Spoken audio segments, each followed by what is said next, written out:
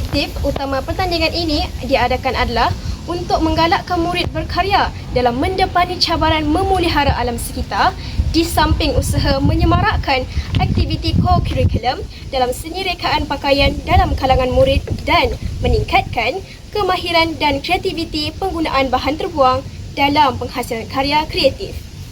Tema diberi 3R Ikon Inovasi Generasi Madani.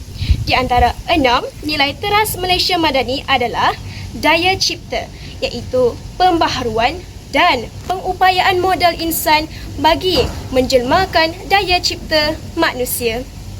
Sesuai dengan nilai teras ini, maka kumpulan kami memutuskan untuk menghasilkan busana Naga Kesuma, bermakna naga bangsawan.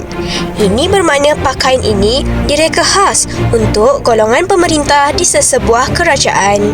Kami juga membuat pembaharuan dan melahirkan idea yang baharu untuk menghasilkan busana bagi seorang pemimpin kerajaan sesuai untuk masa hadapan dan seiring dengan teknologi AI.